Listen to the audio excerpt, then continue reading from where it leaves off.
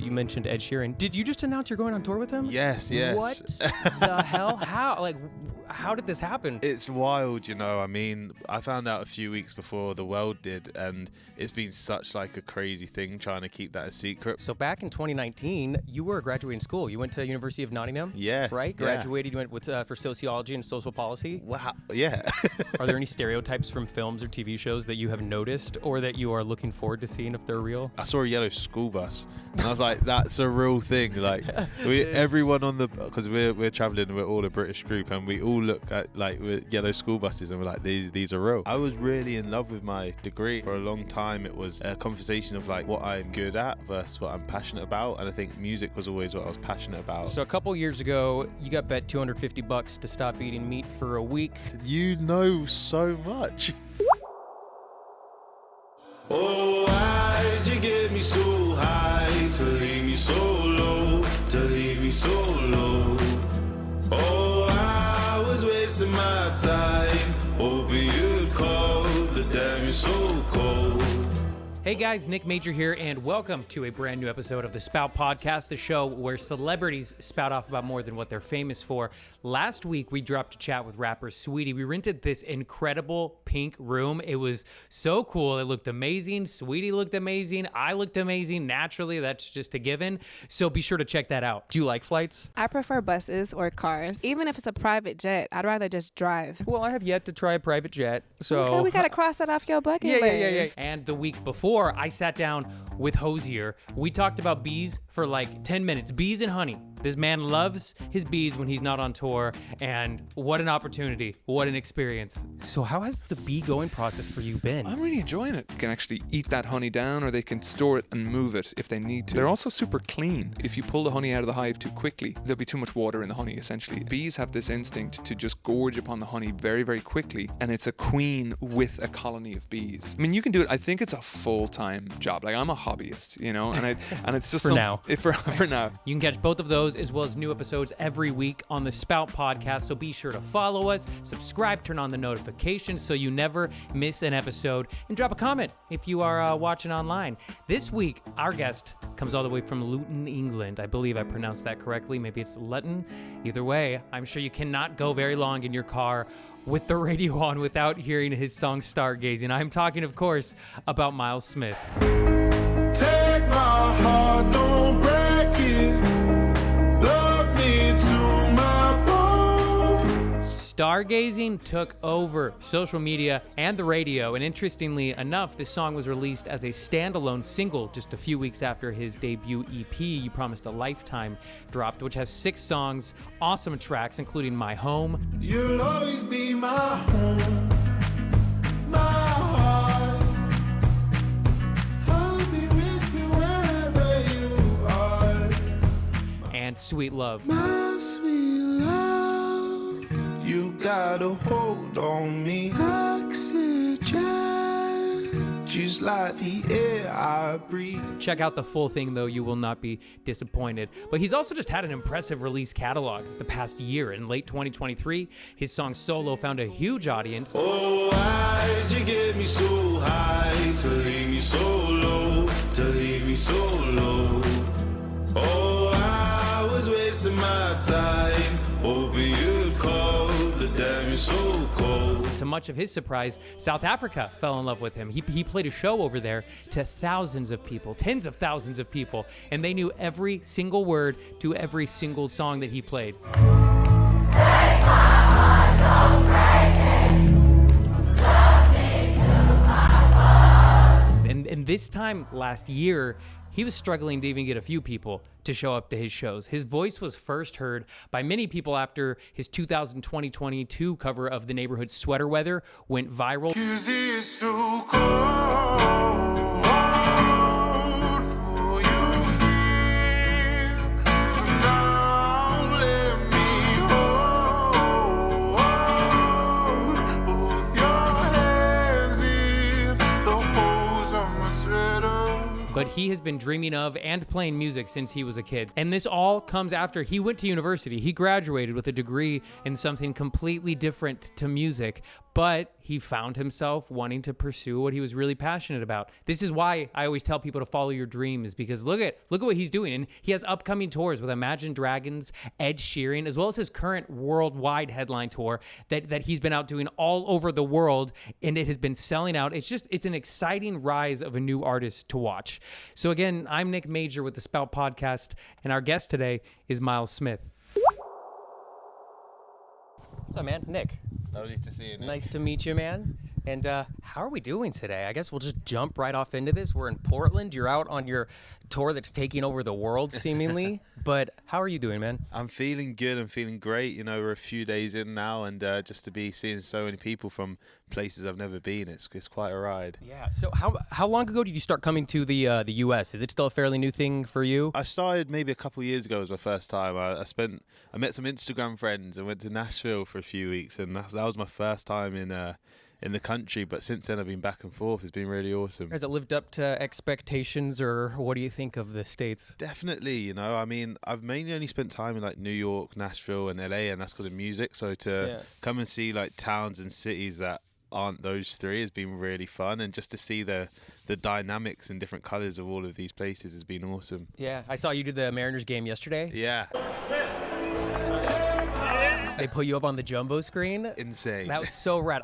I was born in Seattle, so some of my earliest memories are going to Mariners games. That's awesome. So that was so rad. My first ever baseball game too, so yeah. Did you have any idea what was going on? I did my research the night before. I was watching Baseball for Dummies on YouTube. Good. I like that. But the tour is all going well. Yeah. Out here in Portland today, but you are from the UK. Mm-hmm. So back in 2019, you were graduating school. You went to University of Nottingham. Yeah. Right? Yeah. Graduated. You went with for sociology and social policy. Wow. Yeah. So what was your plan when you graduated from school then, and kind of why did you take that education course originally, and now we're on the music course? Yeah, I think for me, like, education and music have always been intertwined because I love learning, you know, like I've always loved school and being able to open my mind, and, you know, hence why I picked the subjects I did, just to understand the world a little better. Yeah. And I was really in love with my degree, and, you know, I for a long time it was a conversation of like what I'm good at versus what I'm passionate about, and I think music was always what I was passionate about, and education was also always what I was good at, and it was always that risk of taking the leap into music which stopped me. But I think it got to a point where I was like, if I don't try now, I'm never going to do it. And I think that, you know, it's just sentiment to sometimes just following your gut on what feels right. Mm-hmm. So what music were you listening to growing up? Oh man, I had such an eclectic mix. I mean, you know, I grew up in my household, there was a lot of like R&B, hip hop and Motown, but then when I started my own music discovery, I was into sort of like punk and rock and any names, because that's my world. I love mean, that stuff. What were you liking? I was sort of the Coke Zero of punk, so like I loved Green Day, you know. I always say the best show I've ever been to was a Green Day show. Oh, for real? Yeah. That's awesome. I listened to Hollywood Undead. Nice. I went for a Black Veil Brides period. Oh, dude. Yeah, Andy Biersack. Yeah. Dude, come on. Slipknot period. So Hell yeah. yeah, I went through it all, and I mean, that was really the crux of why I fell in love with guitar. And after that, it became like sort of great singer-songwriters like Ed Sheeran and Tom Odell and Ben Howard and Mumford & Sons, and that's where I think I really fell in love with songwriting. You mentioned Ed Sheeran. Did you just announce you're going on tour with him? Yes. What the hell? How did this happen? It's wild, you know. I mean, I found out a few weeks before the world did, and it's been such like a crazy thing trying to keep that a secret, but it came about because I think that him and his team had heard the music, and, you know, they were gearing up for their European tour next year, and they were like, hey, we would love to have you. And I remember getting a DM from the team and just being like, this is really insane right now. Like, is this real? And then, then one thing led to another, and we're on tour with him next year. What are you looking forward to most about that? I mean, he's an artist that inspired you as you grew up writing music, so it's got to be incredibly surreal. Yeah, I'm just excited to play stages, like, you know, that I've never played that size, you know. I mean, the biggest I've done is maybe like 35,000 people, but that's you know, it? That's insane. On that tour, you know, it starts at 50 and moves all the way up to 90,000 people. So that's gonna be an experience, and just to like learn from someone who's been doing it from so long, like what to do and how to keep going, you know. Mm-hmm. And he's just such a musical genius. Yeah, I feel like with your career. So you dropped solo last year. Mm-hmm. Oh, why'd you get me so high to leave me so low, to leave me so low? And that song really got some good traction. It Yeah. charted on the radio over in the UK, right? Uh-huh. And then, well, actually, I guess, so what led to that? Was that the first song of yours that really started to pop off, or where was the first song of yours? It was so the first like real original like My Home was the thing that My sort Home. of like started it. You'll always be my home, my heart. I'll be with you wherever you are. And that like had a bit of traction, and it did really well. And you know, not long after, it might be the next single was actually solo, and then that took it up to another gear, and then the EP took it to another gear, and then, you know, Stargazing at the top of this year just sent it insane. All right, everybody. Today's episode of the Spout Podcast is brought to you by BetterHelp. That's HELP. And I am such an advocate for their online therapy services. If you have ever considered therapy, BetterHelp is so easy. I started therapy a couple years ago. It changed my life. Just being able to talk openly with someone about my thoughts, my feelings, it helped put so much into perspective for me, both professionally and personally. I have found therapy to be incredibly important. Apart from diving into my own personal stuff that I get into with my therapist, I'll chat with my therapist about my professional goals and ambitions, and I kind of like to hold myself accountable to make some type of growth in whatever topic we discuss before the next session. And you know what?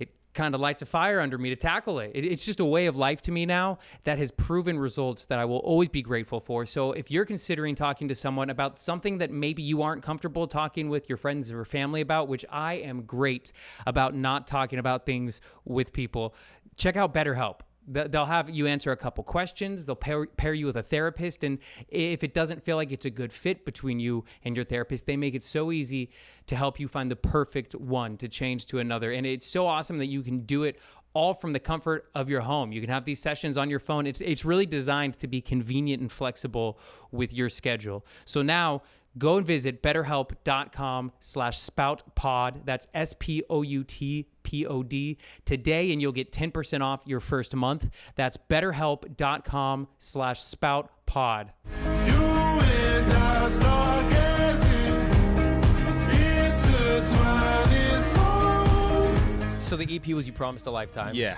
And yeah. then that came out, was it the same month that Stargazing dropped? So that came out like a month before, I think. Yeah. And yeah, it's just been like a consistent pattern of like just releasing music and it being well received, and it's just been such a blessing and privilege. You went to school, you were taking the safe route almost, whether it was nerves or fear of not fully committing to pursuing the music stuff.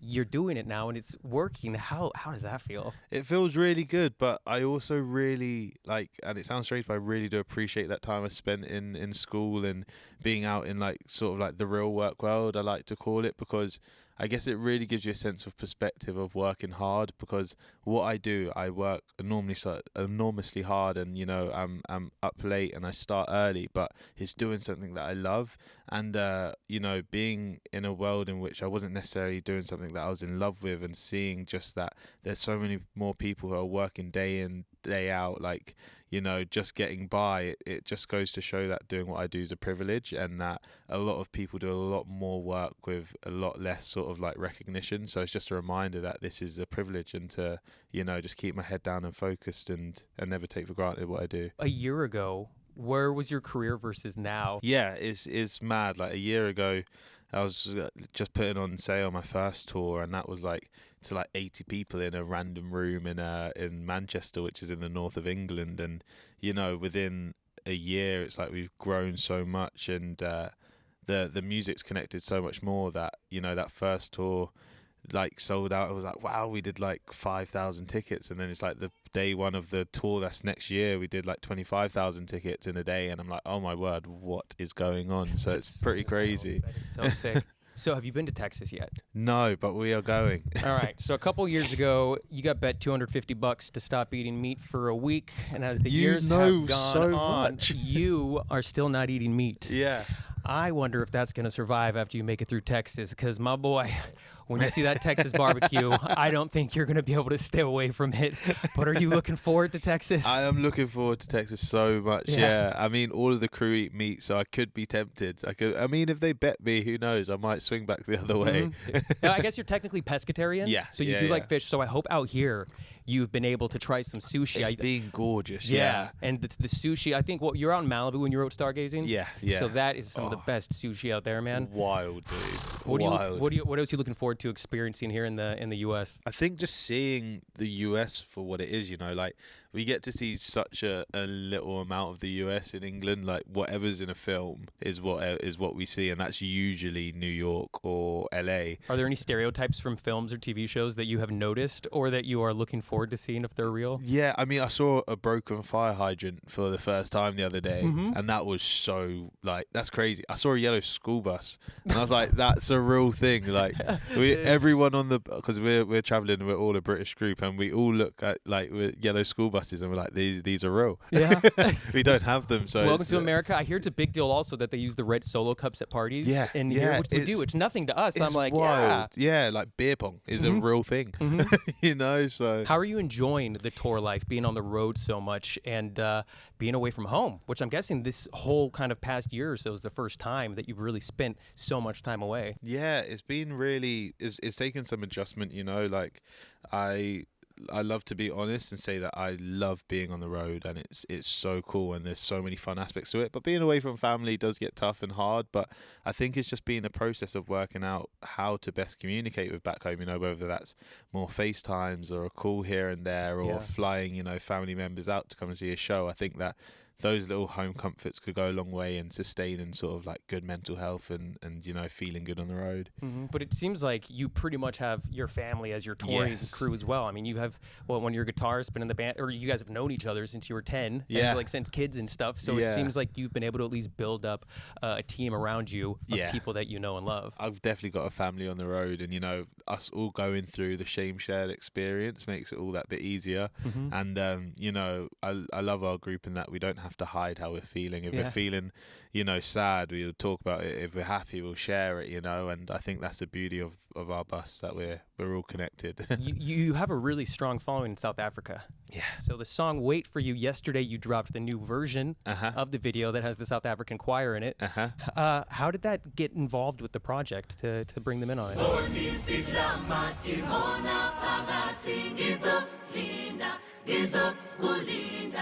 It was always something I wanted to do. I mean, from the very first track I dropped, South Africa put their hands up really quickly and supported me. Like every single post or live stream or anything that I was doing, it was just inundated and flooded with South Africans saying, we love this, we love you. And so when we eventually were able to get out there and play Johannesburg and Cape Town, we were just super pumped to go. And I think that a little part of my heart will always be in South Africa, and so I wanted to be able to give back and just put a spin on the new single that will live in South Africa for a very long time. That's just gotta feel so good knowing the audience is all over, and you're heading to Australia, New Zealand. You've already been playing festivals all over the place. Then you have a tour with Imagine Dragons coming up. So it's like quite the year has just been building up for itself. I know you hope to put out a full-length album someday. Do you have any progress going towards that right now? A couple songs that you know are going to be heading to that? I'm always writing songs, and my aspiration is always to be an album artist. And so for me, it's like now just trying to figure out the best timing when there's breaks in tours to be able to give my full attention and effort to an album. And I think for me, it's definitely going to be next year that I do something. And when, I'm not quite sure yet, but I definitely have the intention to get an album out next year. That's exciting. That's got to feel good. So I went to your Instagram today to see if we had any mutuals. And then we did have one. So I texted him and I was like, hey, do you know him? And he was like, yeah, we're boys. Do you know Sage Weber? Yes. Sage Weber is so great. Good friend of mine. I live out in LA, actually. Oh, that's dope. So that's I hit him up and he was like, oh, yeah. He's awesome. Sage is a really good guy who's very wise and has given me a lot of advice on how to keep fit on the road and how to look after myself on the road. And he's awesome. Yeah, because I guess a lot of it is fairly new to you. Yeah, the traveling stuff. But what has been the coolest, most surreal thing to happen to you since your career has kind of started to take off? I think I think it must have been in South Africa. We headlined a festival over there that was about 10 to 15,000 people. I can't remember how many. And I've never heard my music sung back at that level. It was insane, and I don't think you could describe it. It was such a visceral and surreal experience that the whole crew were just like stunned, and it was every single word of every single song, and it was it was like 70 minutes of just insanity. Take my heart, don't break it. Look into my heart. All this time I wasted. You were right there all along. Thank you so much for chatting. I know that you've got a busy day, you've got a busy tour all around the world and stuff, but I'm so stoked to check out. You're going to be doing a live performance here, and then you're just going to be hitting the road, I guess. Yeah. And so, take care, man, and thanks so much for chatting. Thank you so much. Let me give you a shake Super really quick here. I appreciate you, really dude. appreciate you taking the time to speak, and I hope that everyone is ready for you to just play the biggest shows ever. Thank you Just so keep much, killing it. man. Thanks so you. much, man. Take it easy. Cheers. Okay, a big shout out to Myles Smith for stopping by to chat. Everyone catch him on tour as he continues to take over the world. It's crazy that he's going out with Ed Sheeran and Imagine Dragons. I know I've said it already. I know we said it in the interview, but I'm saying it again because, wow, I am stoked for that guy. If you haven't yet, go stream his music and you'll be hooked. Again, his EP is called You Promised a Lifetime. It's going to rock your socks off. I guarantee you that. But I feel like he's always just putting out awesome singles. So follow him everywhere where you can possibly follow him so you do not miss a thing. Coming up soon on the Spout Podcast, I sat down with country star Zach Top. Sounds like the radio back in 94, you know. Hook a speaker up to my soul. It sounds like the radio. We are living in a country boom right now, ladies and gentlemen, with artists like Jelly Roll, who we had on Spout a couple weeks ago. Be sure to check that one out. By the way, it was such a good conversation. My two good friends, Jack and Alex, they're in your band. Yes. They brought... You must do drugs. Yeah, I do. Okay. So no. I know those boys from the Warped Tour days. Oh, then you did drugs. Okay. And- you might not do, but you have once. It was the old me, Mom. Okay. Things have changed. Sorry, Mom. And with names like Morgan Wallen, they're bringing their twist to country. Pour me another drink. 'Cause I don't wanna feel a thing no more, hell no. I just wanna sip it till the pain wears off. And even Beyonce with her album Cowboy Carter. This ain't Texas. Ain't no hold'em. So lay your cards down, down, down, down. So It's definitely the in genre in 2024. And Zach Top, he's keeping true to the roots of what he grew up listening to, and it's rad. It's just another angle of the current country craze. When you hear a Zach Top song, it feels like you're being transported back to the 90s, and there's something really cool and special about it. So stay tuned for that coming up soon on the Spout Podcast. And I'm a man of the movies, ladies and gentlemen, and I love to check in on box office numbers each weekend to see how movies are performing. I've just always done this for years, so we're going to do it right now. Let's dive into a box office breakdown.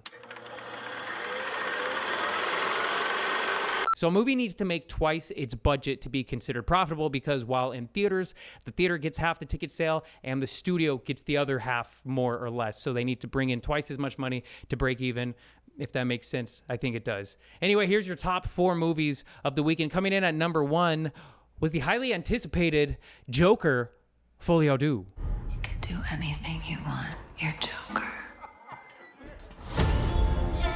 Joaquin Phoenix, Lady Gaga are teaming up. Todd Phillips is directing this. Of course, a follow-up to Todd Phillips and Joaquin Phoenix's hugely successful Joker in 2019, which I believe Joaquin Phoenix got the Academy Award for Best Actor for that. So a lot of people have been looking forward to this, but then it got announced that it was a musical a couple months back. People really found that out, and then they started to become hesitant about it. So I haven't seen it, but based off of the numbers, it's not doing as good as the first one. To remind you, Joker in 2019 had a budget of $55 million to $75 million, and it brought in just over $1 billion by the time it left the box office, which is insane. So the budget for the latest Joker film was $200 million. They obviously got greenlit to get a little bit more money after the success of the first one.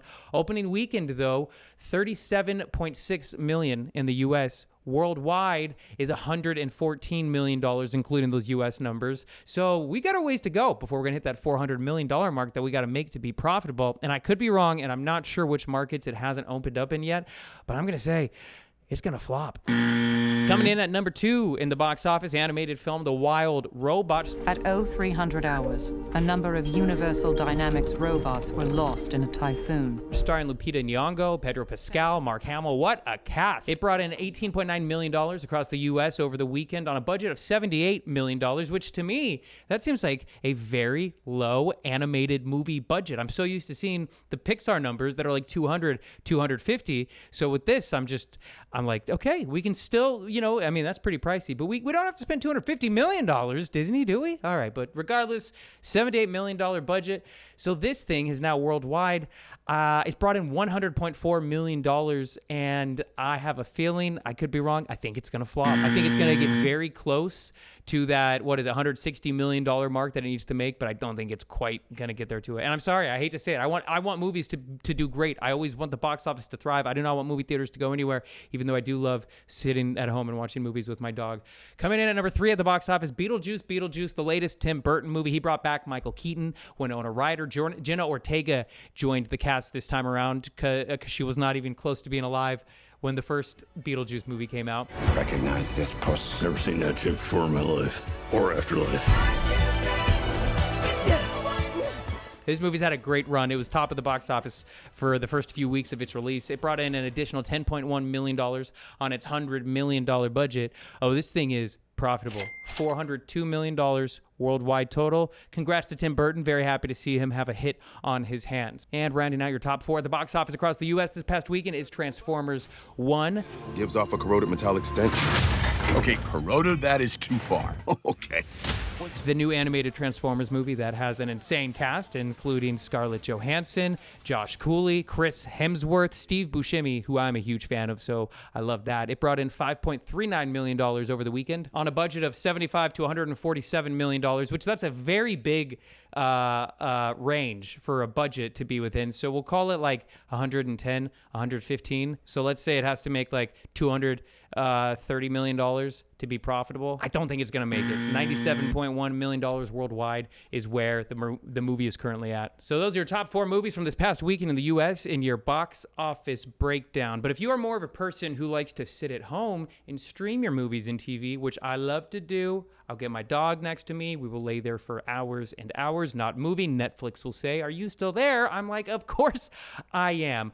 But if that's you, then I got you. Because Netflix, all you true crime lovers are in luck. The second season of Monsters has dropped. The Ryan Murphy-directed series debuted back in 2020, and the first season revolved around Jeffrey Dahmer. It was met with a lot of critical acclaim. I loved it as well. I binged the whole thing, and the latest season follows the Menendez brothers, who killed their parents back in 1989 at their home in Beverly Hills. Monsters, the Lyle and Eric Menendez story. It's 9 episodes. It is streaming now, but if you're more of a documentary person, Netflix also released a documentary on the same exact story of the Menendez brothers, so you can double up and learn all about one of the most infamous murders of the 80s. Now, if this is a little too heavy for you and you're a bit more into the lighter stuff, maybe some reality TV, then I got you. Because these past few weeks, we've been getting new episodes of The Circle. Those are all out now. The Circle, by the way, is my favorite reality show. And a few seasons back, our very own Brew was a contestant on it. And I don't think I've ever had so much fun watching someone because I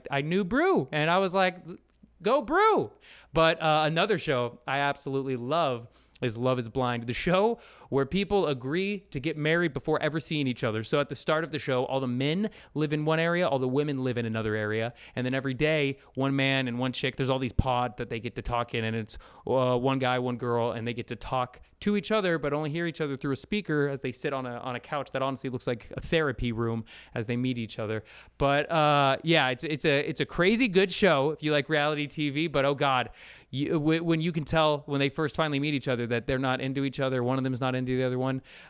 God, it gets gets a little awkward. But when they're into each other and they do love each other, oh, my heart, it melts. I recently watched the UK season, which was fantastic to hold me over until the new US version season drops, and it is here. So I'm ready, and I hope you are ready. If you've been watching anything that I should check out, let me know. I love everything and anything, and I'd love to find something new and awesome to check out, so let me, again, know. I'm once again Nick Major. Thank you all so much for tuning in. Be sure to follow the Spout Podcast, subscribe to us, follow us online for exclusive content and giveaways. You never know what we're going to be getting up to on the Spout Podcast. See you next week.